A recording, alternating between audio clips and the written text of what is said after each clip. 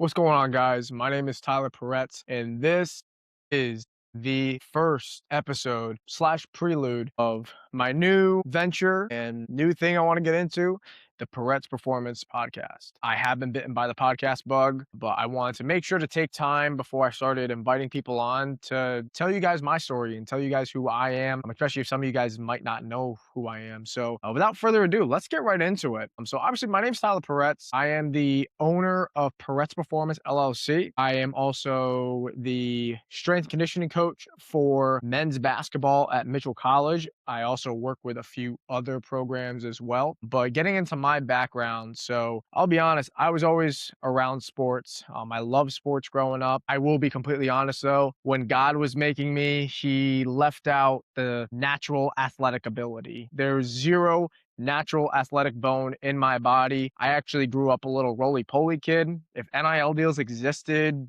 back in the early 2000s, I probably would have had one from Dunkin' Donuts, if I'm going to be completely honest. I loved their stuff on the weekends. I definitely looks like I like their food. And so shout out puberty for helping me kind of sprout up a little bit.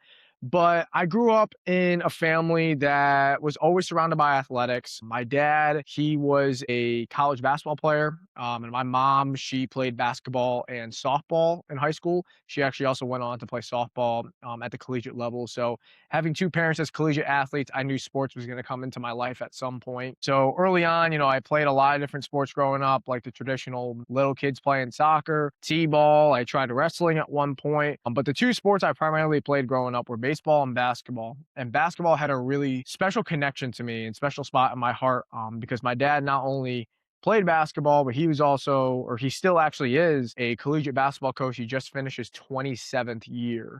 So I grew up on a college campus, basically, or around a college campus outside of my own house. And I was always surrounded by the sport. And I knew that that's where my special connection was going to come to. So once I got into high school, I went to basketball full time.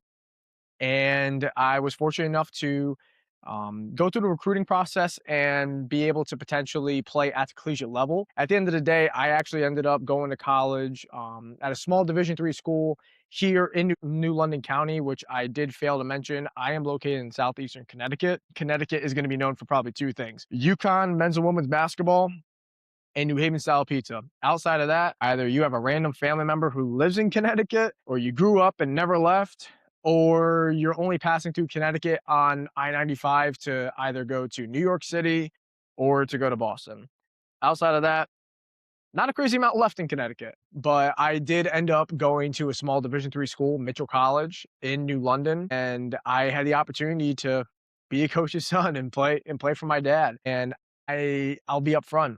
I didn't have a lustrous career. I was the player who's going to run through a brick wall and work 100% every single day. I actually loved, I think, the process of getting better individually through, a sport specific skill, working out and doing practice more than actually playing in the games. But outside of that, my heart for the sport was huge. It was a really big care. Sport obviously meant a lot to me. I was fortunate enough to be part of a really good program at the time and was fortunate enough to be part of not only one, but two teams who went to the NCAA tournament at the D3 level on both my freshman year and my senior year. And I was fortunate enough to be named team captain of the team during my senior year. And after our last game, our first round of the NCAA tournament, we got knocked out by the eventual national champion who was really good that year.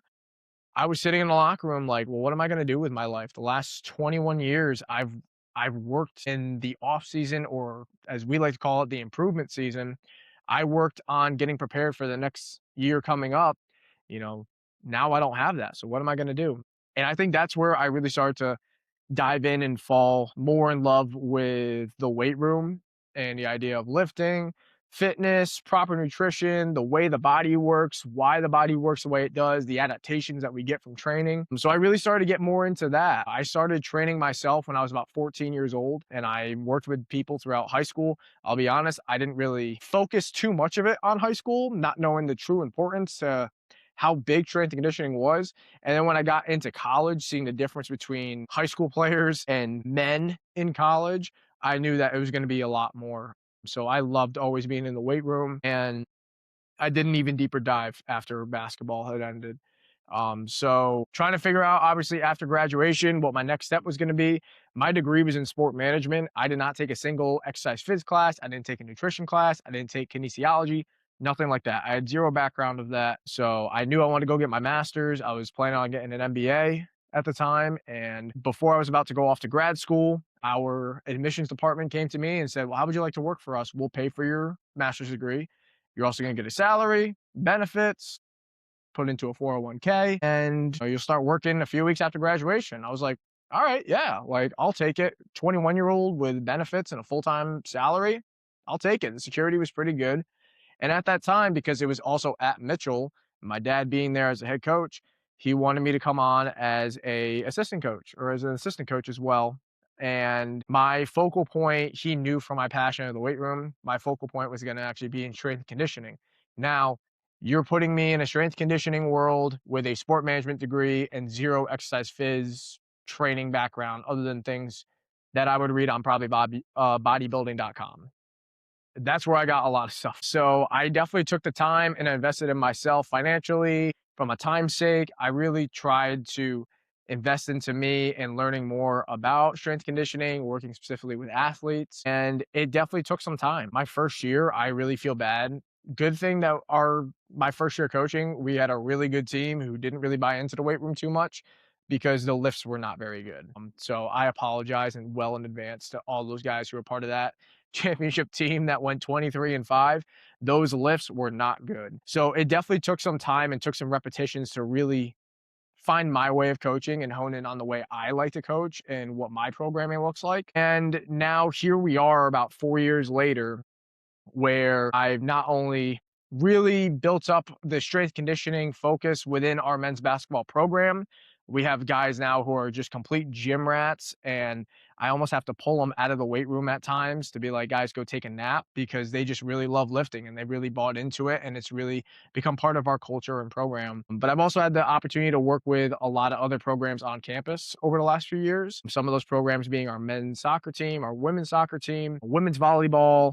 I've programmed for softball before, our men's lacrosse team, and I currently also work with a boys and girls high school hockey team as well. So over the last year or so, or 2 years, I've definitely ventured out a little more outside of basketball. But part of the investment for myself was that I really started to listen to more podcasts and, obviously getting different certifications. I got a CPT, I got a strength and conditioning cert. And I just wanted to continue enhancing my knowledge because I knew there's no one specific way of training, that there is a pretty good blueprint to what an athlete needs, but I want to see all the different opportunities and different options to get to that solution. So I started listening to a ton of different podcasts. The big one for me at the time was the Coach 'em Up podcast, hosted by Tim Riley and Zach Zillner. And I started listening to them probably about a year ago from this time. And I was starting to get a lot of information about different coaches, different people in the industry. And they had an opportunity to do the conference down in Austin, Texas, which is like a 5-hour flight and a time zone change for me. And I spent the money and went down to the conference. I connected with a lot of different coaches all over the country and all over the world. And I made some really strong relationships with people. And I learned a lot too from the conference. And then after that, I decided to start up my own training business on the side of my full-time job. I started up Peretz Performance. And basically it was just more of a business model of everything I've been doing at that time, but I wanted to actually create it into a business. So I started that right basically when I got back from the conference. So this was July of 2025. And since then, I've had the ability to work with over 100 different athletes that are part of all different sports and all different ages, from as young as 14, as old as 22, 23, a mix of both college and high school athletes. And then as time went on, I started to make some more connections with different coaches. And in September of last year, got asked to be on my first podcast. And it was the Empower Performance Podcast, hosted by Matthew Manos, who has become a very, very good friend of mine. And he was like, oh, I'd love to have you on the podcast. And I was, I think, one of his first like 6 or 7 guests. And I've never done a podcast before. And I was very nervous. The first 10 minutes, I was like, let's not screw this up here. But it was just an amazing experience just to tell my story and to talk shop with another coach and just to learn a little bit more. And that's how I view a lot of podcasts is I get an opportunity to talk to other people and to also listen to other coaches on what their thought process is, even though we're trying to get the same stimulus at the end of the day, what their process is, what they're thinking, and what their viewpoints and maybe cues are that could be similar or different from me. And I can put that into my own coaching at times as well. So I did the episode. Matt very quickly asked me to be part of a second episode with our good friend Ben Baraki. Who the three of us, we did like a roundtable discussion and we're able to just talk shop for a little bit of time. And after that, Matt was saying to me, "Do you think you're going to hop on the podcast? Do you think you're gonna hop on the podcast bug, start your own?" And I was like, "I don't know." Then probably a few hours later, I was like, yeah, you know what? This would be cool. I would love to start my own. So it's been a few months, but we finally got to it. And I'm very excited to be able to start this up. Just because, like I said, with podcasts, I think it's one for any viewer or listener, however you do this, on YouTube, Spotify, Apple Podcasts. It's free information about training. You get to hear trainers and coaches talk about training, talk about different stuff within the industry.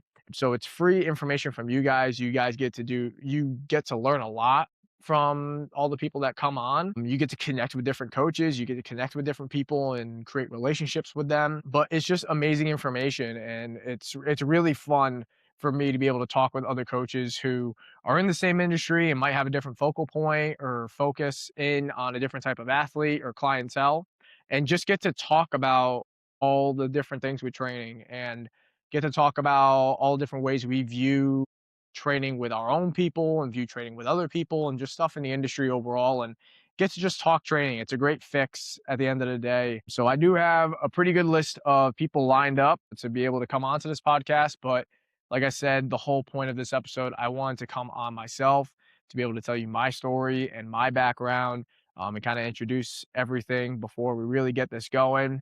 I'm really excited to get this out. Hopefully, anybody who's listening or viewing this can also look forward to it. I definitely have a really strong list of coaches who are going to hop on here who are very good friends of mine. And I'm always open to adding in additional coaches for further episodes. But I'm very excited for the start of this. So hopefully we'll get the next episode out soon. I will be honest, our first episode is going to be Matthew Manos from Empower Performance. So we will get him on here soon. But after that, I have a really good list of people who are going to come on. So again, I just want to introduce myself and welcome to the Peretz Performance Podcast. See you guys.